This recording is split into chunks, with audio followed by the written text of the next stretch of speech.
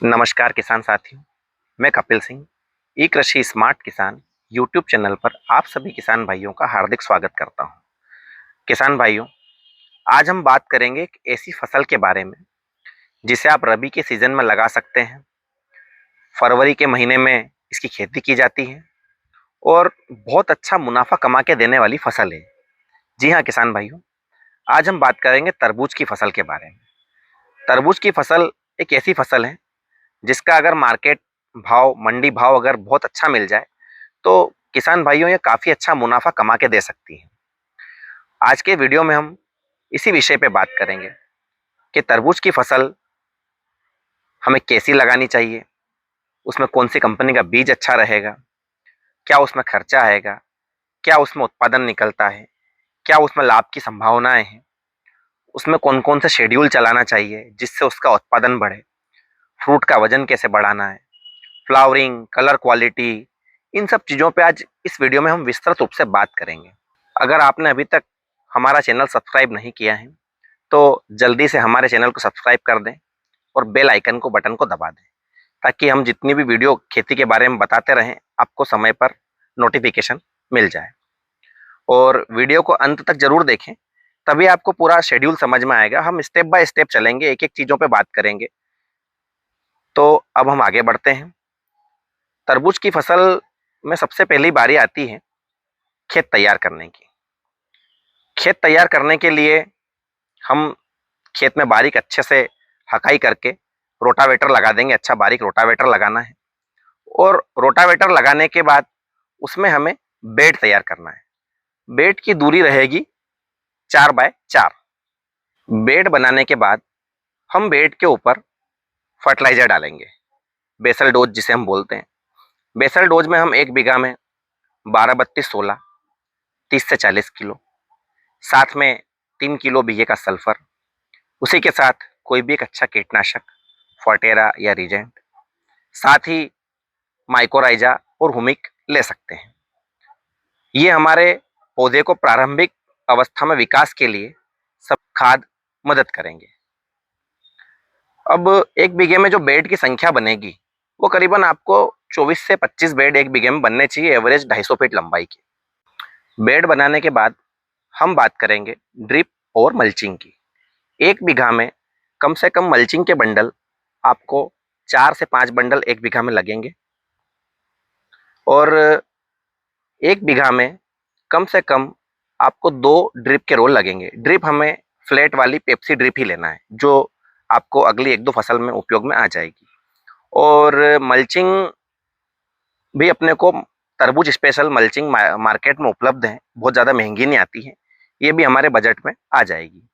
Market में whole वाली mulching भी उपलब्ध है, आप चाहें तो रेडी होल वाली मल्चिंग भी मिलती है जिससे आपको बाद में होल करने में परेशानी नहीं आएगी और ये भी आप बिछा सकते हैं। अब बात करते हैं हम तरबूज के बीज के बारे में।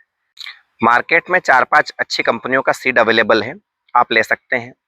इसमें सबसे प्रचलित हैं नानेम्स का मैक्स, दूसरी कंपनी सेमोन्स का बाहुबली ले सकते हैं जो आजकल नए नाम बाहू के नाम से आ रहा है, सिंजेंटा का सिम्बा या सेमिनस या ईस्ट वेस्ट का भी आप ले सकते हैं। माहिको की एक वैरायटी और आती है जिनया, वो भी बढ़िया ब्रांड है, आप वो भी ले सकते हैं।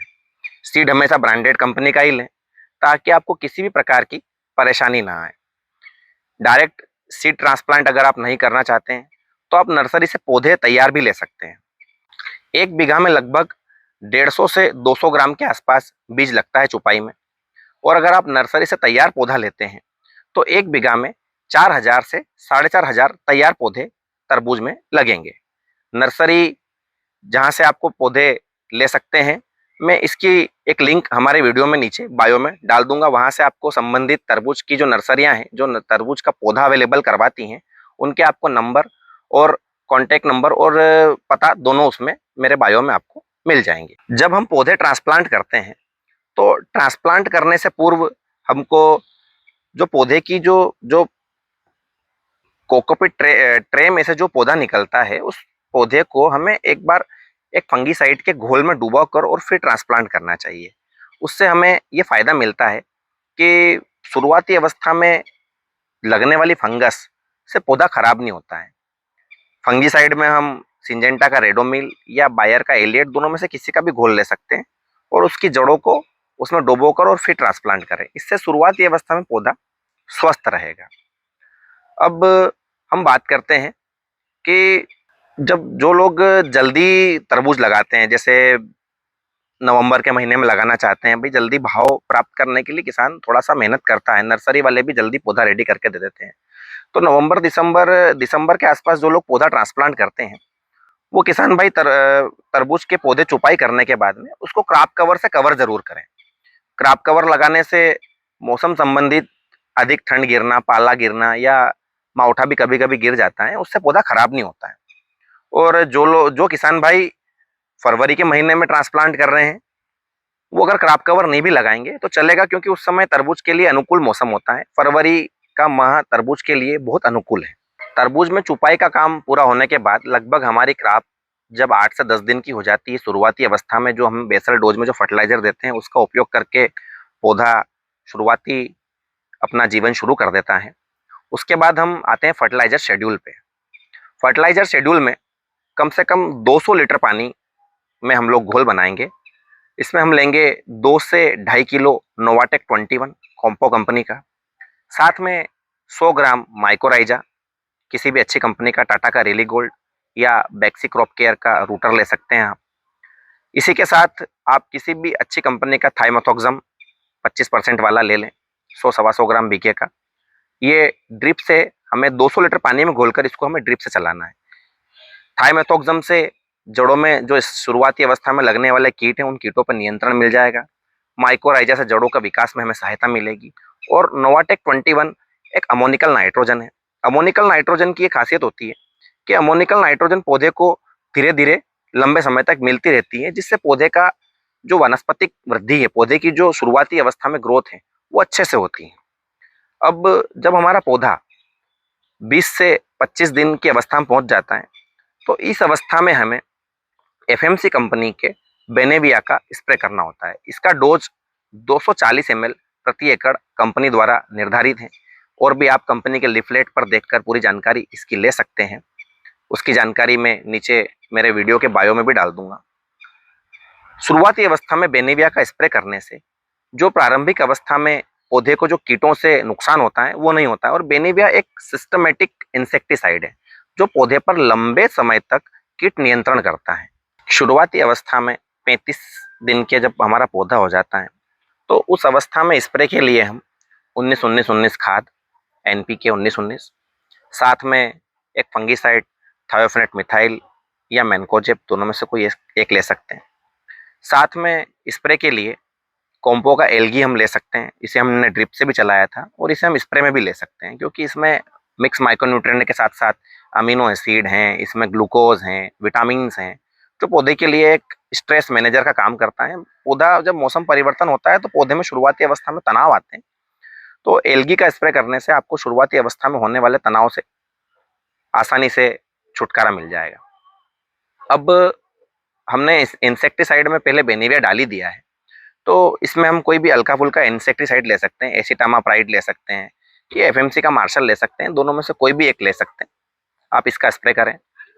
इन सब चीज़ों के बाद जब तरबूज में पत्तों की संख्या बढ़ने लगती है, बेल बढ़ने लगती हैं, तो उस अवस्था में जब मौसम परिवर्तन के कारण मकड़ी का अटैक भी हो सकता है। तो मकड़ी के लिए आप सुमिटोमो कंपनी का बोर्नियो या बायर का ओबेरॉन, धानुका का ओमाइट, इन तीनों में से कोई भी एक इंसेक्टिसाइड लेकर के, मकड़ी नाशक लेकर के आप स्प्रे करें।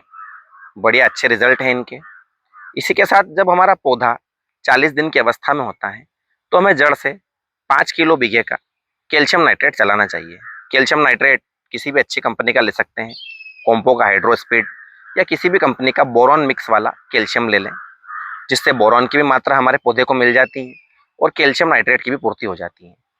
कैल्शियम पौधे की संरचनाओं को मजबूत बना देता है, जिससे बीमारियों का अटैक कम होता है और नाइट्रोजन से उसकी वनस्पतिक वृद्धि में हमें सहायता मिलती है। इसी अवस्था में जब हमारे पत्ते बड़े हो जाते हैं, ज़्यादा संख्या में होते हैं, तो हल्की फुल्की गर्मी आ जाती है, तो रस्ट की शिकायत भी आ सकती है, या जिसे हम हमारे आम भाषा में भभूत की बीमारी बोलते हैं। पत्तों के नीचे एक रस्ट बन जाती है। इसी अवस्था में जब पत्तों की संख्या बढ़ जाती है और पौधों में पत्ते तरबूज के पौधे में पत्ते बड़े ही होते हैं, तो जब पौधे के पत्ते बड़े हो जाते हैं तब गर्मी के कारण थोड़ी सी पत्तों के नीचे रस्ट आने लगती है, रस्ट की शिकायत आती है, जिसे हम आम भाषा में भभूत की बीमारी बोलते हैं। इसमें हम बायर का लूना एक्सपीरियंस ले सकते हैं या धानुका का कर्सर, दोनों प्रोडक्ट इस अवस्था में बढ़िया काम करते हैं। और अगर हम प्री में लिक्विड सल्फर का स्प्रे कर दें तो रस्ट की समस्या कम आती है। जब हमारी फसल 50 से 60 दिन की अवस्था में पहुंच जाती है, तरबूज की फसल में 60 दिन की अवस्था में पहला फूल हमें देखने को मिल सकता है। फ्लावरिंग की स्टेज यहाँ से शुरू होती है। जब भी कोई फसल फ्लावरिंग स्टेज को शुरू करती है तो उसके लिए मैं आपको एक बढ़िया उपाय बताऊंगा। फ्लावरिंग अवस्था में या फ्लावरिंग शुरू होने की अवस्था में जब हम किसी भी फसल में, तरबूज की फसल हो या अन्य कोई भी फसल हो, इस अवस्था में अगर हम किसी भी कंपनी का, अच्छी कंपनी का चिलेटेड वाला जिंक 30 ग्राम प्रति पंप, साथ में 15 ml बोरान लिक्विड वाला अगर हम स्प्रे करते हैं तो जिंक एवं बोरान की समान मात्रा में स्प्रे करने से फूलों में परागण बहुत अच्छे से होता है। परागण अच्छे से होगा तो मादा फूलों की संख्या ज्यादा निकलेगी और इससे हमें ज्यादा फ्रूट भी आएंगे। अगर अच्छी फ्लावरिंग आएगी तो अच्छे फल भी आएंगे। इसी अवस्था में हम किसी भी कंपनी का एमिनो एसिड का स्प्रे कर सकते हैं। एमिनो एसिड देने से फूल ड्राप नहीं होंगे। फूल ड्राप नहीं होंगे तो ज्यादा से ज्यादा फूल कर में बदल जाएंगे। जब तरबूज के फसल में फूल से फल बनना शुरू होता है या करों की संख्या बढ़ जाती है, छोटी छोटी साइज के कर बनने लगते हैं, कहीं छोटा कहीं बड़ा हमें फ्रूट देखने को मिलना शुरू हो जाता है, उस अवस्था में तरबूज में हमें एक सबसे बड़ी दिक्कत आना शुरू हो जाती है, फल मक्खियों की। फल मक्खियां तरबूज के फल पर डंक मार देती हैं, जिससे तरबूज का शेप बिगड़ जाता है। अंदर उसमें स्टेम, जिसको हम फ्रूट बोरर कहते हैं, फ्रूट बोरर एक फल के अंदर लगने वाली एक छोटी इल्ली होती है, तो वो उससे डंक लगने से हमारा फ्रूट की साइज खराब होने लगती है। इस अवस्था में हमें सबसे बढ़िया उपाय है हमारे पास में कि हम ग्लास और टिकिया, हम ल्यूर और गिलास का एक कॉम्बिनेशन टिकिया होती है, वो हम हमारे खेतों में जगह जगह पर लगा सकते हैं, जिससे हमें फल मक्खियों से बहुत आसानी से छुटकारा मिल जाता है और हमारे तरबूज का फ्रूट का जो शेप है वो खराब नहीं होता है। इसी अवस्था में आप कोरोमंडल कंपनी के फेंडाल का स्प्रे भी कर सकते हैं। फेंडाल एक बदबूदार प्रोडक्ट है, उसका कॉम्बिनेशन से फलों की मक्खियों में हमें थोड़ा सा कुछ समय के लिए आराम जरूर मिलता है और गिलास और टिकिया अपनी जगह पे बढ़िया काम करते हैं। ये जो 50 से 60 दिन की जो अवस्था है, यह पौधे के लिए एक ऐसी अवस्था होती है जिस अवस्था में पौधे को भोजन पर्याप्त मात्रा में चाहिए होता है। भाई इसी अवस्था में फूल आते हैं, फूल से कर बनना शुरू होते हैं, तो इस अवस्था में हमें फास्फोरस की अधिक आवश्यकता होती है। फास्फोरस की पौधे को ज़्यादा मात्रा में आवश्यकता पड़ती है। तो इस अवस्था में हम कॉम्पो एक्सपर्ट का 1448 या किसी भी अन्य कंपनी का 1261 ले सकते हैं। यह पौधे में फास्फोरस की मात्रा पौधे के विकास को आगे बढ़ाती हैं, कर से फल बनने की जो अवस्था होती है उसमें मदद मिलती है, और साथ में किसी भी कंपनी का मिक्स माइक्रोन्यूट्रिएंट या फिर कॉम्पो का काम्बी 2 100 ग्राम बीघा ड्रिप से अवश्य चलाएं। मिक्स माइक्रोन्यूट्रिएंट की पूर्ति होने से पौधा बीमारियों के प्रति सहनशील होता जाता है और बीमारियों पे कंट्रोल मिलता है। उसी हफ्ते में हमें फास्फोरस 2 बार देना होता है, तो एक बार आपने 1448 ले लिया, दूसरी बार आप 6, 56, 18 भी ले सकते हैं। इसमें भी 56% फास्फोरस है और 18% पोटाश की मात्रा है, जो फल के बढ़ने के विकास की जो गति होती है उसे बढ़ाता है। अब जब हमारी फसल 75 दिन की अवस्था में पहुंच जाती है, तब फल एक आकार रहने लगता है, फल की साइज बढ़ने लगती है, 1.5-2 किलो के आसपास का तरबूज होने लगता है। उस अवस्था में हम 9043 कॉम्पो एक्सपर्ट का या 13045 किसी भी अच्छी कंपनी का हम ले सकते हैं। पोटाश की मात्रा ज़्यादा मात्रा में जाएगी तो फल का वजन, आकार और क्वालिटी बेहतर बनेगी। इसी अवस्था में हम कॉम्पो का हाइड्रो स्पीड 3 से 4 किलो प्रति बीघा की दर से ड्रिप से चला देते हैं। कैल्शियम और बोरान की समान मात्रा जाने से फलों में फटने की शिकायत नहीं आती है। भाई बोरान की मात्रा जाती है तो अधिकतर किसान भाई कहते हैं कि भाई फ्रूट बड़ा होता है उस समय फल फटने लगता है, तो कैल्शियम और बोरान की जब प्रॉपर मात्रा जाएगी तो फल फटने से बचेगा। साथ ही हम चाहें तो ऊपर से कैल्शियम और बोरान लिक्विड वाला लेकर के कैबमैग या अन्य किसी भी कंपनी का लेकर के हम फ्रूट के ऊपर स्प्रे भी कर सकते हैं। इस अवस्था में फल की क्वालिटी बढ़िया बनाने के लिए हम एफएमसी कंपनी का लीजेंड ऊपर से स्प्रे में ले सकते हैं। साथ में कीट नियंत्रण के लिए डव कंपनी का डेलीगेट ले सकते हैं और फंगस कंट्रोल करने के लिए बीएसएफ का मेरीबोन ले सकते हैं या किसी भी अच्छी कंपनी का फंगीसाइड ले सकते हैं, जिससे इस अवस्था में हमें फल बनने की अवस्था में जब फल की साइज बढ़ती है तब पौधा किसी प्रकार की बीमारी के से बच जाता है। अब 90 दिन की जब अवस्था होती है तो हमारा तरबूज का फल पूरी तरीके से पक के रेडी हो जाता है। अब हम इसे हार्वेस्टिंग कर सकते हैं। तो ये हमने आज बात की तरबूज के पूरे शेड्यूल के बारे में। शुरुआती अवस्था में हमने पौधा ट्रांसप्लांट करने से लेकर 90 दिन की अवस्था तक तरबूज कैसे हमें उसमें बीमारियों से कंट्रोल करना है, क्या हमें ड्रिप से खाद चलाना है, इन सब चीज़ों पे हमने आज बात की। अब हम बात करते हैं तरबूज के उत्पादन की। तरबूज एक ऐसी फसल है जिसमें आप 1 बीघे में अगर पूरी तरीके से प्रॉपर शेड्यूल को फॉलो करें, पूरी पद्धति को तरीके से काम करें, अच्छी वैज्ञानिक तरीके से खेती करें, तो हम 10 से 15 टन बीघे का उत्पादन निकाल सकते हैं।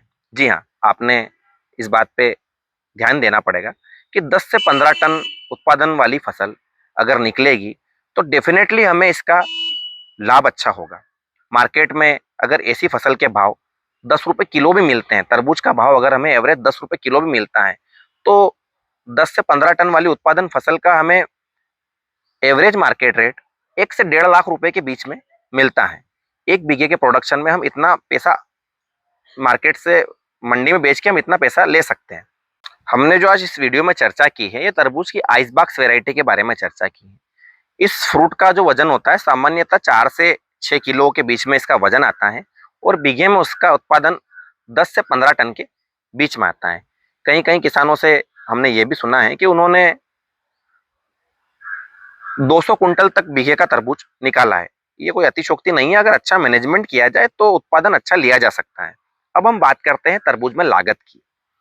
तरबूज में हम 1 बीघे में लागत की बात करें, 1 एकड़ में या लगभग 2 बीघे में अगर हम खर्च की बात करें तो हकाई, जुताई या रोटावेटर, इन सब चीज़ों की बेड बनाना, इन सब चीज़ों का जो खर्च आता है लगभग 1 एकड़ में 3000 रुपये से 3500 रुपये के समथिंग आ सकता है।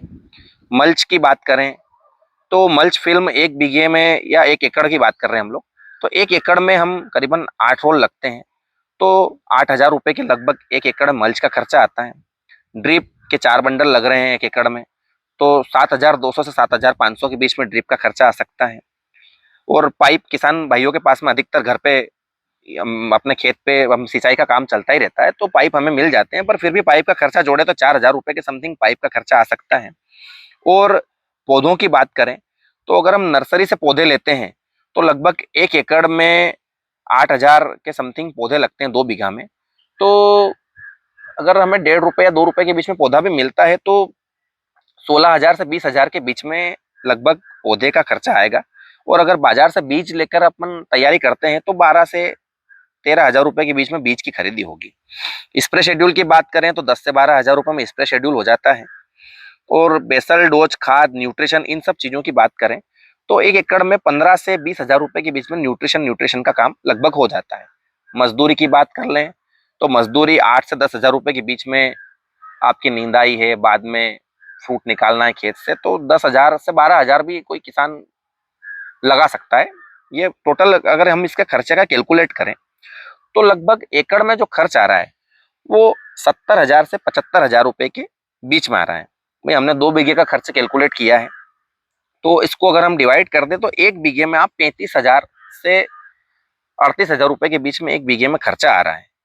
ये जितने भी हमने जो आंकड़े लिए हैं खर्चे के या स्प्रे शेड्यूल वगैरह के, ये हमने बेस्ट न्यूट्रिशन और बेस्ट कैलकुलेशन स्प्रे वगैरह और खर्चे को थोड़ी बहुत मात्रा में ज़्यादा ही कैलकुलेट करके लिया है, ताकि इसमें कभी कोई अंतर आए तो अपने खर्चे के लेवल पे थोड़ा बहुत अंतर आ सकता है। सबके कैलकुलेशन अलग अलग हैं। अब 1 बीघे में खर्चा जो हमारा आ रहा है 35,000 से 38,000 के बीच में आ रहा है। और बात करते हैं हम 1 बीघे में उत्पादन की। 1 बीघे में हमने जो उत्पादन की बात की है तो 15 टन से 20 टन, मतलब 150 कुंटल से 200 कुंटल के बीच में 1 बीघे में तरबूज का प्रोडक्शन आता है। मिनिमम हम 10 रुपये भी कैलकुलेट करते हैं, मार्केट भाव 8 रुपये 10 रुपये भी कैलकुलेट करते हैं, तो एक बीघे में 1 लाख के ऊपर की ही इनकम जनरेट हो रही है। हमने ऊपर सारा खर्चा कैलकुलेट किया है, वो सारा खर्चा कैलकुलेट करके हम उसको हमारे टोटल आय में से अगर हम कम भी कर दें, अगर हम एक बीघे में 15 टन उत्पादन निकाल रहे हैं और 10 रुपए के भाव से बिक भी रहा है, 8 रुपए के भाव से बिक भी रहा है, तो उसमें से अगर हम 35-40 हजार बीघे के हम कम भी कर दें, तो भी हम बीघे पे 80 हजार से 1 लाख रुपए की इनकम तक जा रहे हैं। मतलब तरबूज एक ऐसी फसल है जिसको आप नवंबर दिसंबर में आप मटर की फसल लेने के बाद लगाते हैं तो बढ़िया आय का एक अच्छा स्रोत है। मार्केट में भाव भी अच्छे मिलते हैं।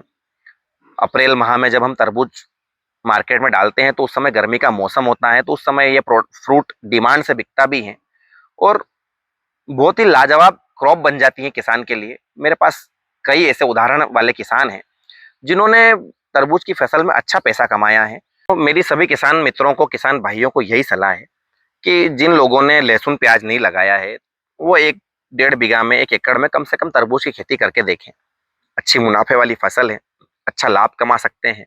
और इसी प्रकार की अच्छी, रोचक एवं सभी खेती संबंधित जानकारियों के लिए आप हमारे यूट्यूब चैनल ई कृषि स्मार्ट किसान को सब्सक्राइब करें, वीडियो को ज़्यादा से ज़्यादा किसान भाइयों तक शेयर करें और भी हम अलग अलग क्रॉप के लिए, अलग अलग चीज़ों के लिए वीडियो हमारे चैनल पर डालते रहेंगे और किसान भाइयों के लिए यह कार्य करते रहेंगे। जय सिया राम, धन्यवाद।